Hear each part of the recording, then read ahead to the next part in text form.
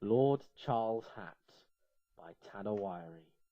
Lord Chal had struggled all his life because of his perfectly spherical head. And he was bald, but that's a different story.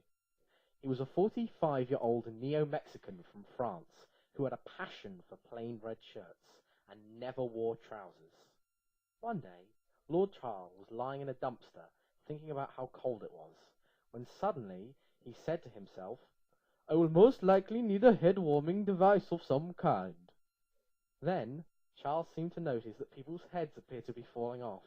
This didn't bother him much. Anyhow, he needed to find a hat, and he heard from his brother's, cousin's, sister's, girlfriend's cat that the planet Norway was having a sale on hats. Nice hats. So Charles took a walk to the interplanetary J. Madison freestanding suspension bridge, Utah State.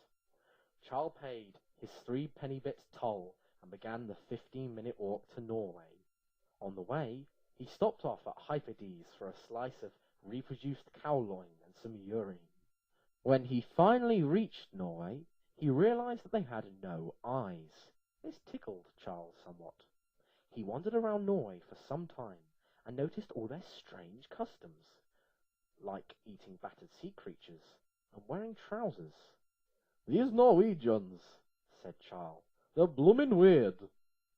Charles found the hat stand he had been looking for because of the large neon sign that said, "Hats."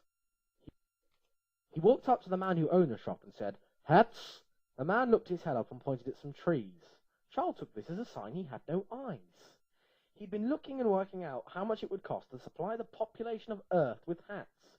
It wasn't as much as he first thought. Charles picked up the hats that were needed, putting them in his bag. He then went to the paying desk and promptly ran out the front door.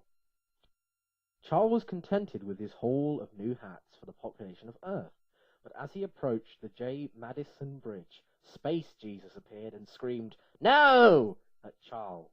He turned and looked over his shoulder. There were no people there. "How strange!" he screamed back.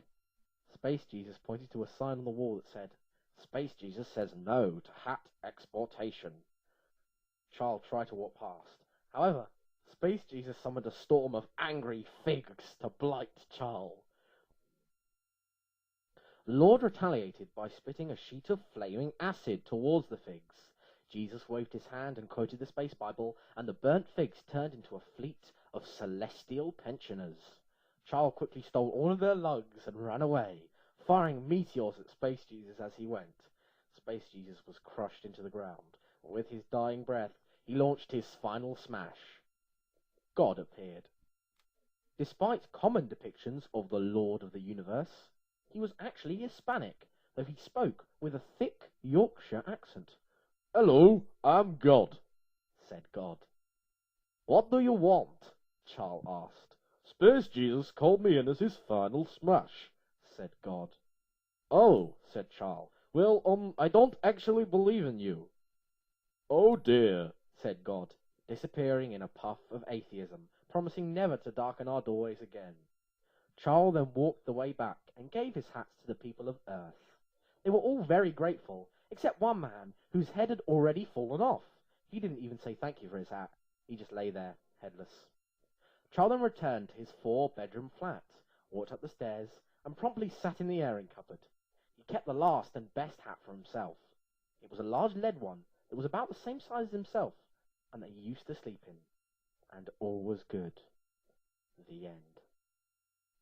Oh, and the Norwegians realized that Charles had hoodwinked them and used their ingenuity to shoot super nukes in all directions until they hit their target, destroying all of Earth in a hellish firestorm. But Charles lived happily ever after in his lead hat, floating in the void of space.